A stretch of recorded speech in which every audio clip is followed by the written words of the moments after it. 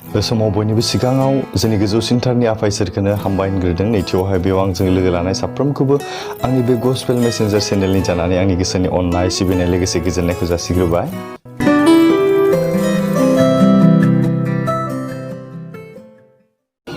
दिनैनि बे हाबाफारिया मोनसे स्पेशल हाबाफारि आं लानानै फैदों। नोंथांमोननिनो आरजनि खावलायनाय। दिनै गुबुन मोनसे आयदानि सायाव इसोरनि गाहाम बाथ्राखौ बुंनो होननानै सानदोंमोनब्लाबो गोबांथार बेबायदिनो आरजनि खावलायनायफोर मोननायनि जाहोनाव आं दिनैनि बे हाबाफारिखौ स्पेशली नोंथांमोननि बेबायदि आरजनि खावलायनाय हाबाफारिखौनो आं लानानै फैदों। अब्ला जों फैदो दानिया आरजनि खावलायनायसिम थांनायनि सिगां जों इसोरखौ हामबाय होनो गोनां मोननैसो आयदानि सायाव जों इसोरखौ बाख्नायनो गोनां दङ। मानोना थांनाय समफोराव आं बेबायदि आरजनि खावलायनायजों नोंथांमोननि बिनायजोंहाय जों इसोरनो गथायदोंमोन। बिनि बिनायनि फिननायफोरखौ इसोरा दिनै होदों। जायफोरानोखि गावनि जिबनाव बेबायदि इसोरनिफ्रायहाय सोमोनांथाव फिननायखौ मोनबाय, बिथांमोना इसोरखौ हामबाय होननानै आंनिसिम मेसेज हरदों। अब्ला जों फैदो बे समाव नायनि। गिबियावनो दं सासे फंबाय जोंहा थिय'ल'जि फरायनो होननानै बियो जिंगासिबाय थादोंमोन एडमिसननि थाखाय। नाथाय जोंनि आरजखौ दिनै इसोरा खोनासंनानै बिथाङा दा एडमिसननि थाखाय जगार जाबाय होनना आंनिसिम मेसेज लिरना हरदों। बेनिखायनो फंबाया बेबायदि लिरदों, हेल' आदा, जोबोद गोजोननाय थाबाय नोंनिसिम आंनि थाखाय आरज खालामनायनि थाखाय। आंनि एडमिसननि थाखाय फैसाया जगार जाबाय आदा, हामबायसै।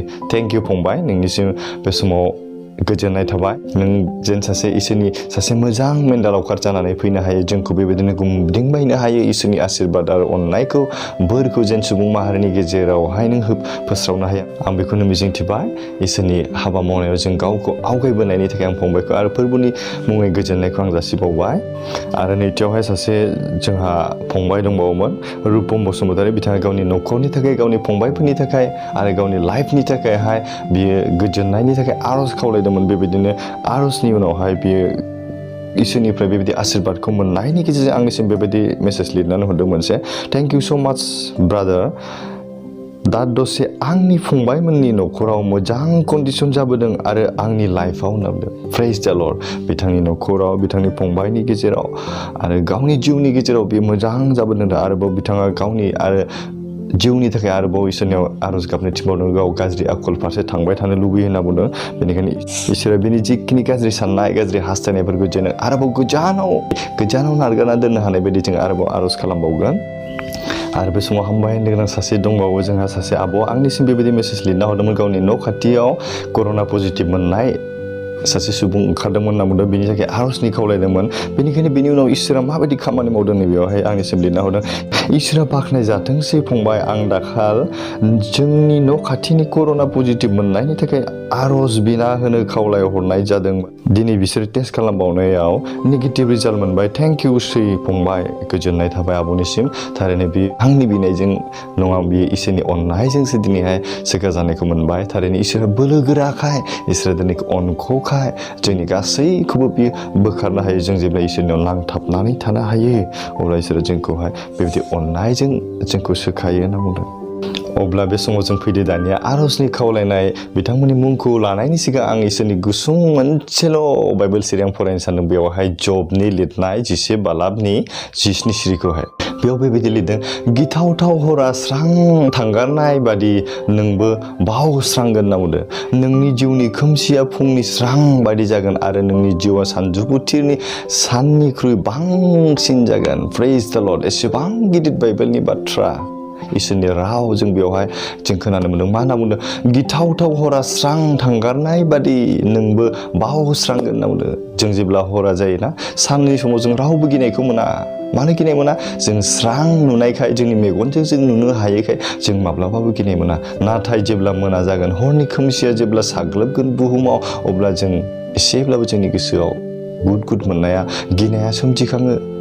बेनिखायनो मा? गिथावथाव हरा स्रां थांगारनाय, जों जेब्ला सोराङो जोंनि गोसोफ्रा खुसि जायो, रंजायो। दाउसिन दाउलाफ्रा मेथाइ रोजाबो, बेबायदिनो बिरथिंबायो, रंजायो बयबो। बेबायदिनो जोंनि जिबनाव गोबांथार दुखु जारलाखौ जों जुदि खोमसिजों रुजुयोब्ला, खोमसिजों रुजुयोब्ला जों जेब्ला जिसुनाव थागोन इसोरनाव नांथाबना थागोन बे दुखु जारलाखौ जों बावगार गिथावथाव हरा थांगारनानै स्रां जानाय बायदि जोंनि जिबनाव गोबां दुखु आरो खैफोदफोरा थांगारनानै जोंनि जिबनाव गोजोननाय रंजानाय आरो सान्थिखौ जों मोननो हायो होननानै बाइबेल सिरियाव जोंखौ बेबायदि फोरोंदों। बेनिखायनो बेयाव मा होननानै बावदों जोंनि जिउनि खोमसिया फुंनि स्रां बायदि जागोन। प्रेज द लर्ड। जोंनि जिउनि खोमसिया जोंनि जिबनाव जेसेबांनाखि दुखु जारला सैनांनाय निदान खैफोद जेसेबांनाखि जिउनि समायसाफोर दं नै बियो मा जागोन होनना बुंदों खोमसिया जेरै स्रां जानानै मिथिंगाखौ समायहोयो जोंनि गोसोफोरखौ गोजोन होयो जों गिनायफोरनिफ्राय गोजान खालामो बेबायदिनो जोंनि जिउनि दुखुफोरा जारलाफोरा गाबनांनाय आरो सैनांनायफोरा स्रां थांगारनानै जोंनि जिउआव जोंनि हास्थायनायनिख्रुइ बांसिन गोजोननायखौ सान्थि आरो रंजानायखौ इसोरा जोंखौ होयो होननानै बे बाइबेलनि सिरियाव जोंखौ बुजायदों। बेनिखायनो मा होनदों नोंनि जिउनि खोमसिया फुंनि स्रां बायदि जागोन। जोंनि जिउनि दुखु जारलाया सोलायनानै रंजानाय सान्थि आरो गोजोननायाव फैगोन आरो नोंनि जिउनि सानजौफुथिरनि साननिख्रुइ बांसिन जागोन। जोंनि गोसोआव जोंनि जिउआव जों जेसेबांनाखि गोजोननायखौ हास्थायदों बेनिख्रुइ बांसिन इसोरनिफ्राय जों बोरखौ मोननो हागोन। जोंनि जिबनाव जों जेखौ हास्थायदों बेनिख्रुइ बांसिन जों इसोरनि बोरखौ मोननो हागोन होननानै बे बाइबेल सिरियाव जोंखौ बुजायदों। बेनिखायनो जों दिनैहाय साननानै नायदो जों मानसि जानायखाय जोंनि जिबनाव गोबांथार सैनांनाय दुखु आरो जारलाया सफैयो। दिनै आंनि जिबनावबो सफैयो दिनै नोंथांनि जिबनावबो सफैयो। नाथाय बे दुखु आरो जारलाखौ जों सैनायनि गेजेरजों जों माबोरै जोंखौ इसोरनियाव गावखौहाय मावदिन्थि हिसाबै जों दिन्थिलांनो हागोन जों दैखोनथि जानानै जोङो आवगायलांनो हागोन जों बेखौसो सिन्था खालामनांगौ। अब्ला जोंनि जिबनाव जों जेसेबांखिनि दुखु जारलाफोर फैया मानो जों बेखौ बारग'लांनो हायोब्ला जोंनि उननि जेनेरेसन फंबायफोरखौ जोंनि जेनेरेसननि बिनानावफोरखौ जों बुंनो हागोन। माबायदि बुंनो हागोन जोंनि जिबनावबो बेबायदि दुखु आरो जारलाया फैदोंमोन नाथाय जों इसोरनाव नांथाबनायनि गेजेरजों जों बेफोरनिफ्राय बारग'नानै गोजोननाय सान्थि आरो बेबायदि अबस्थासिम बेबायदि पर्जासिम जों मोनफैनो हाबाय। बेनिखायनो जोंनि फंबाय बिनानावमोननो जोंखौ लानानै दिनैहाय एनकारेज जागोन बिसोर थुलुंगा मोनखांगोन बिसोरनि जिबनावहाय मोजांखौ होसोनो थाखाय बिसोरो आवगायनानै फैगोन। बेनिखायनो अनलायग्रा लोगोफोर जोंनि जिबनाव जों जेसेबांनाखि समस्याफोर फैया मानो जों जेब्लाबो फोरबोखौ जों नांथाबनानै थायो। जोंनि जिबनफोरनि थाखाय जों जेसेबांनाखि समस्या फैब्लाबो जों इसोरनाव नांथाबना थानो हानाय बायदि। अब्ला फैदो बे समाव जोङो नोंथांमोननि आर'जनि खावलायनायखौ आं लानो सानबाय। गिबियावनो सासे बिनानावनि मोनसे आर'जनि खावलायनाय दं गोबांथार इन्टारेस्टिं बेवहाय बियो लिरदों ब्रादार आंनि फेमिलि मेम्बार्सनि थाखाय बिनान हो जाहाथे इसोरनि अननायजों बोखांजानायखौ मोननाय बायदि न'खरनि सुबुंफ्रा गोजोननायखौ मोननो हानाय बायदि आरो आंनि थाखायबो बिनान होदो जाहाथे मोजां गभर्नमेन्ट जब मोननाय बायदि।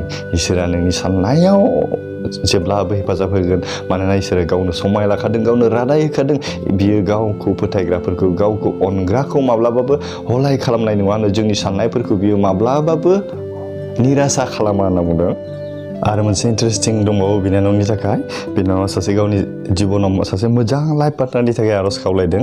आं बेनिखायनो बिनानावखौ बुंदों नोंनि थाखाय सासे इसोरा समायना थिनानै दोनदों जायजोंनाखि नोंनि संसार जानो हागोन बेबायदि।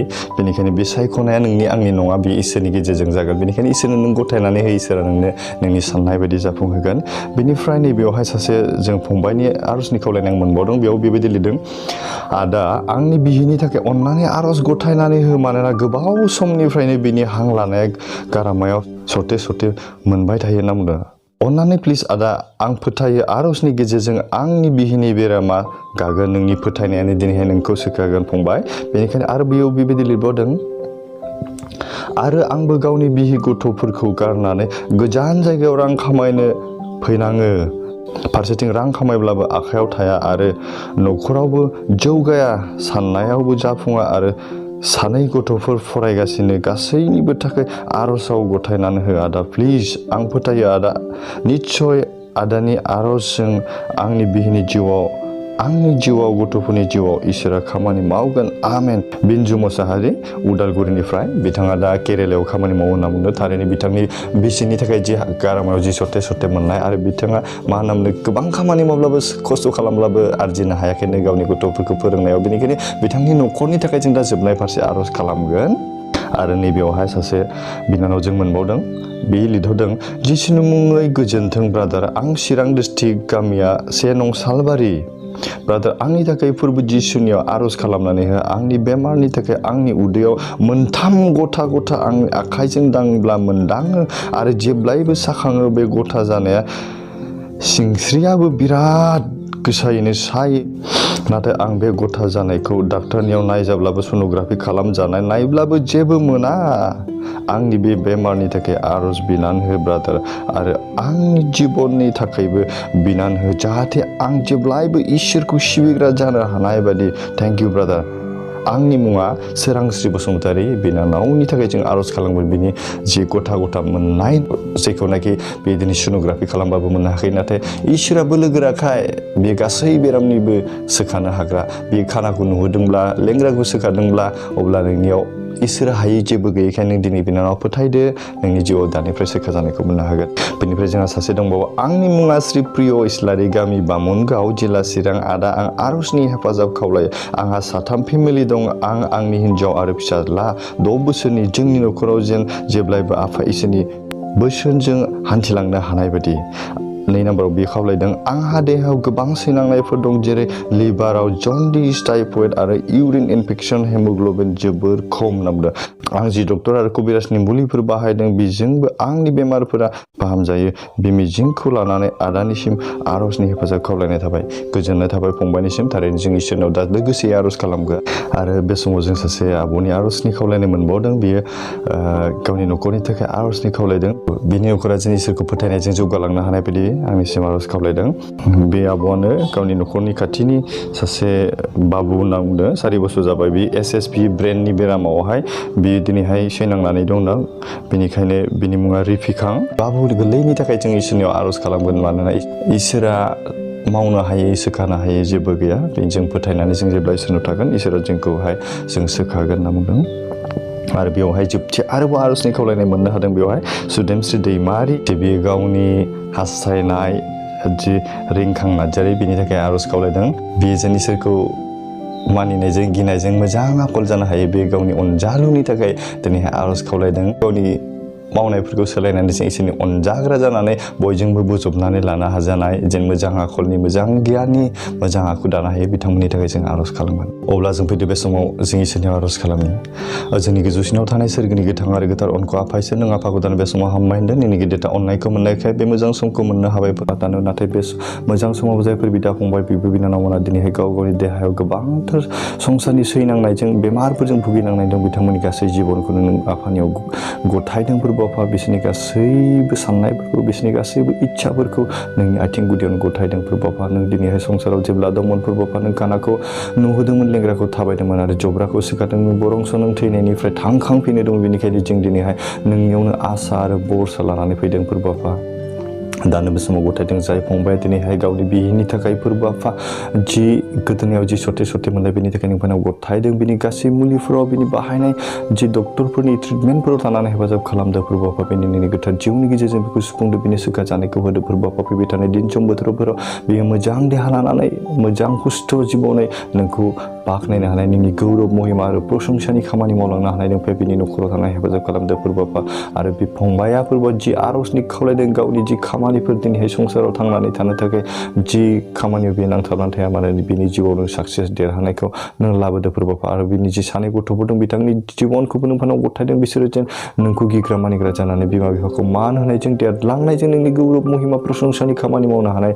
नोंनि सासे मोजां लें जानो हानाय बिथांमोननि जिबनाव थानाय हेफाजाब खालाम बिथांमोननि न'खराव गोजोननाय सान्थि आरो रंजानायखौ लाबोदों फोरबोफा हामबाय होननो फोरबोफा बे बिनानावनि बेरामखौ नोङो दिनैहाय मोनदांनायनि थाखाय नों बेखौ सोखानायनि थाखाय नोंनि गोथार जिउजों बेखौ सुफुंबाय बेनि थाखाय हामबाय आरो हामबाय होनदों फोरबोफा आरो दानो बे समाव गथायबावदों फोरबोफा जोंहा सासे आब' बियो गावनि न'खरनि थाखाय गोजोन सान्थि आरो रंजानायखौ मोननो थाखाय दिनैहाय नोंनियाव खावलायदों फोरबोफा जि आर'ज गाबदों फोरबोफा बेनिखायनो नोंथांनाव गथायदों ओमफ्राय बिनि न'खरखौ दिनैहाय नुदों बेखौ बेंनानै लाबाय बेनि थाखाय हामबाय होनदों फोरबोफा आरो बे आब'आनो गावनि न'सुंसेनि जि सासे उन्दै गथ'सा फोरबोफा 4 बोसोरनि जि रिफिखां बिनि जिबनाव दिनैहाय SSP ब्रेननि बेरामाव बियो गोग्लैनानै दं फोरबा बे उन्दै गथ'साखौ नोंनिफ्राय अनखांदो फोरबा मानोना नोङो नोंखौ फोथायग्राफोरनि गथ'फोरखौ फिसाफोरखौ नों अनोखाय फोरबा नों माब्लाबाबो बेखौ हलाय खालामनाय नङा फोरबा नों आद्रि खालामनाय नङा बे जिखिनि डक्टरनाव ट्रिटमेन्ट लायाथों मानो बेनि मुलिफोरनि बेनि डक्टरफोरनि गेजेरजों नोंनि साजेसनखौ होनाय बेखौ शिक्षा जानायखौ होदो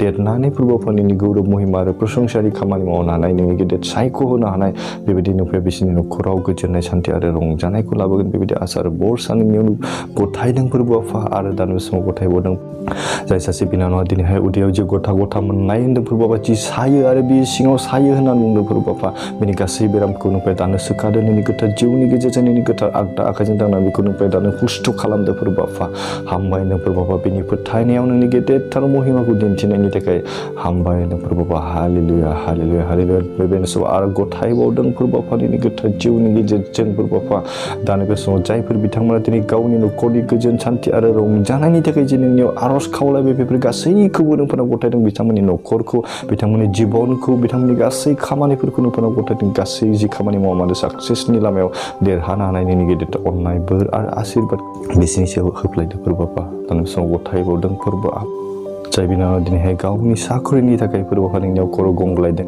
बेनि मोननांगौ बायदिखौ नों बिफाया जगायनानै होगोन जों फोथायदों फोरबा जाय आरो बे बिनानावा दिनैहाय गावनि मोजां सासे लाइफ पार्टनारनि थाखाय बियो दिनैहाय नोंनियावनो गथायनो थिनदोंखाय फोरबा नों बेफोरबायदिखौ जोंनि सुबुं हारिनि थाखाय गासैबो फसंखानाय सम बायदिसो फोरबा बेनिखायनो बिथांनि जिउआव जि नांगौ बायदि जोहोलाव फोरबा नोंनिफ्राय बिनो जगायनानै होदो आरो दानो समाव गथायबावदों सासे बिनानाव फोरबा बिसोरनि रिलेसनशिप बे बिनानावनि जाय जिउनि लोगोरि जागोन फोरबा बे दिनैहाय गोबां संसारनि नानान धरननि गाज्रि आखुआव गफबनानै थानायखाय बेनि गोसोनि दरखौ नोंनिफ्राय दानो खेवनानै होदो मोजां गोसोजों बियो नोंखौ गिग्रा मानिग्रा आरो सिबिग्रा जानानै गावसोरनि अननायखौ दैदेनलांनो हानाय बायदि नोंनिफ्राय जोबनाय आशीर्बादखौ होफ्लायदो फोरबा आरो बे समाव आरोबाव गथायबावदों जि प्रिय इस्लारि फोरबा बिनि जिबनाव जि बेरामाव बियो गोग्लैसोनानै दङ फोरबा जि हिमोग्ल'बिन खम हाई ब्लाड प्रेसार बेबायदिनो जिखिनि बेरामाव थायामोन बिनि देहानि गासै आंखालफोरखौ नों बिफाया मिथिगौ बेनिखायनो बेखौ सुफुंनानै होदो नोंनि गोथार जिउनि गेजेरजों बेखौ दानो फोरबा सोखा जानायखौ होदो